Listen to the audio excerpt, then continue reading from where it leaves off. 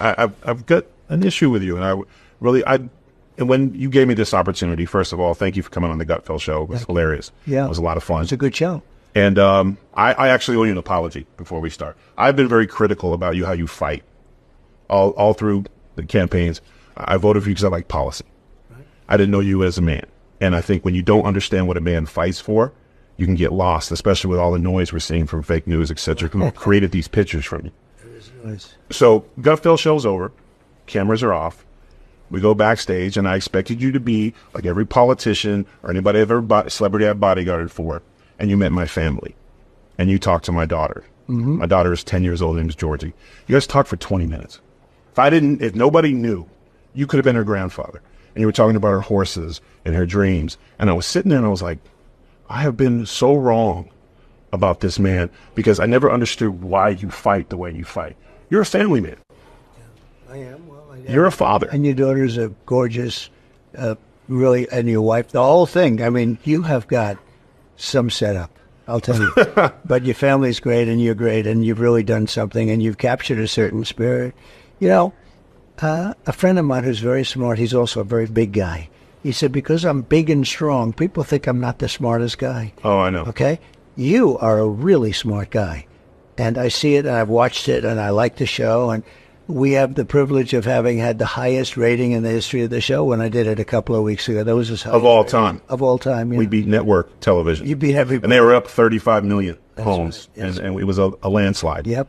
Now, you're putting it on me. I'm throwing it back to you, Mr. President. Go ahead. Why do we not hear more about Donald Trump, the father, the grandfather, and I did a deep dive. There are some things you have done that when they say those horrible things like he's Hitler, he's a racist, did they not forget in 1991 what you did with Nelson Mandela? Yeah. Would you care to share that? Because I would love to hear that. I never talk about it. No, you do not. And I know why, because you're a man. Yeah. I mean, I just have great relationships with a lot of people. People say that, a little bit like you do.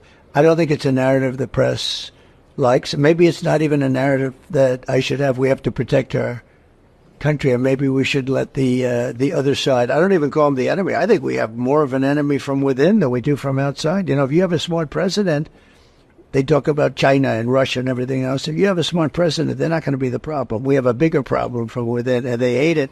I noticed today they were saying, he said the enemy from within. Of course, it's Adam Schiff. These are bad people. These are sick people and bad people, and it's true. But I think it's a narrative that they don't like, frankly. I think the fake news, a term I think I came up with. I'm very proud. Oh, you did. You coined it. It's not tough. You probably trademarked it, but I'm not going to. Yeah, I should trade. I'm not going to give you business tips. But it's funny because it's a great term, but it's actually not strong enough because it's beyond fake. It's really bad. Nelson Mandela and 80 of his constituents were trying to come to the United States. Yeah. The United States government wasn't helping him. No one was helping him. You chartered a 727 plane for their entire trip. Yeah.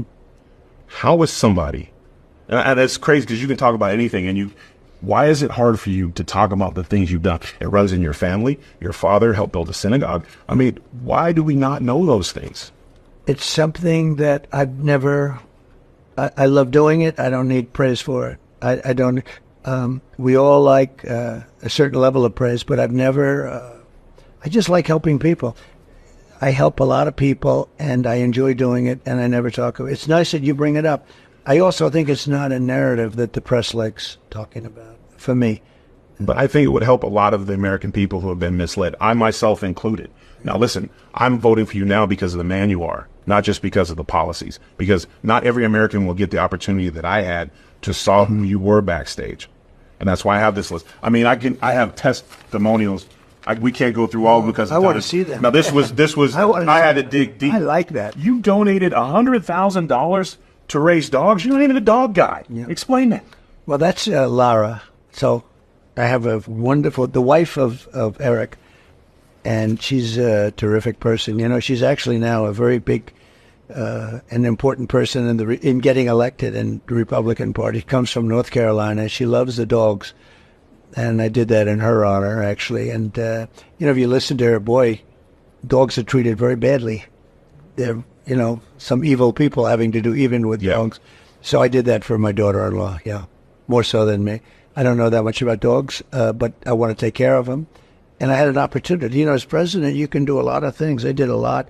The size of the kennels, the size of the cage. You know, there's like cages that they're in.